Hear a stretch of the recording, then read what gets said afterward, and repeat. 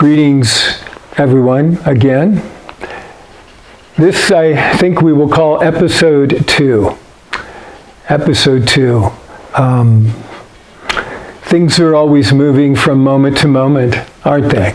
And what we thought at one point in time seemingly changes. I believe we're in a process of awakening to an understanding of who and what we are.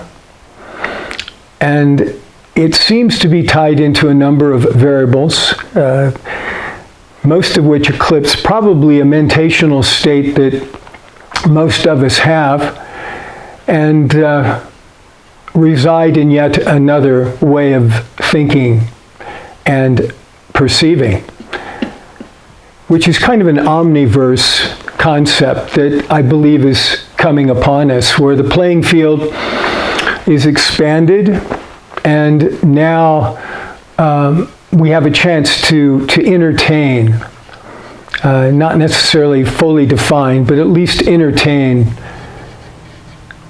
the possibilities inherent to a multidimensional universe and a obvious energetic, angelic domain, and at the same time physical, probably fourth, fifth dimensional extraterrestrial civilizations, which is really our heritage, and that's really what's up,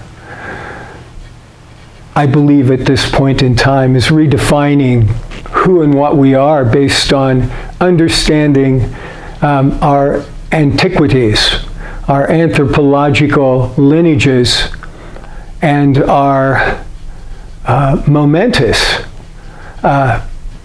catalyzed events of our evolution. And it's a fun time to really understand that. It will be part and part of our salvation at some level. I want to offer some books that I've been feeling to offer at this time. Behold a Pale Horse by William Cooper.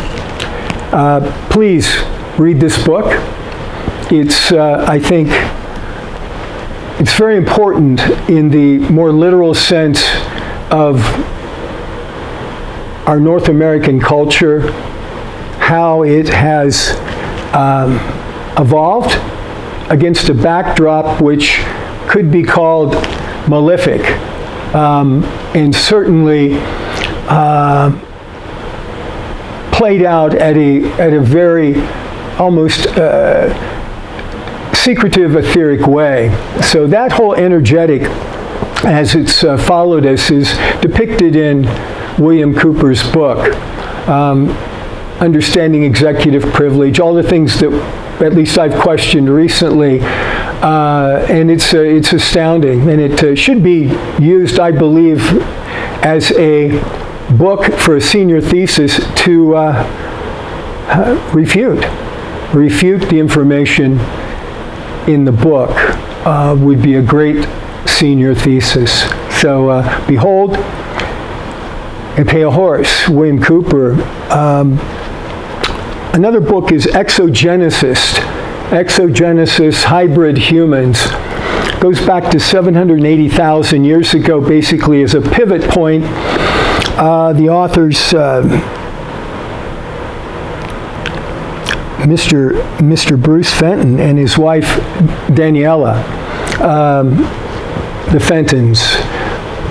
So that book gives us some, I think, some very strong information as to somehow substantiating and validating the fact of some of our extraterrestrial heritage.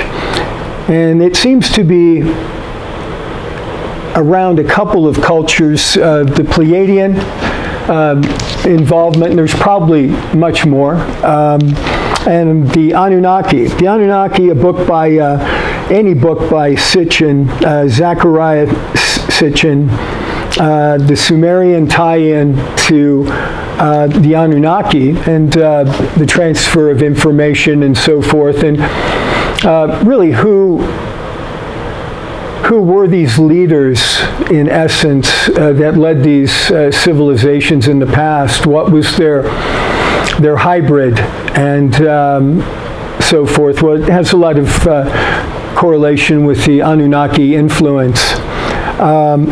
The other book, Lemurian Scrolls, by a wonderful guru at the Shiva temple for years in Kauai. It looks like Satguru Sivana, and I cannot pronounce the last name, many syllables. But the Lemurian Scrolls, and here's a picture of the author. But I think over 20 years, it was put together in a channeled way. I mean, not in like channeled books of Oahspe or Urantia or Secret Doctrines or many books, but it's very timely in kind of looking at the Pleiadian context. So the Anunnaki, the Pleiadians, and really a short course in the realities of how we've been manipulated as a culture and socialized, which I think it's an important class for at least anybody in high school. And the book, Behold the Pale Horse, should be reviewed. So I want to thank you today for joining me on episode 2.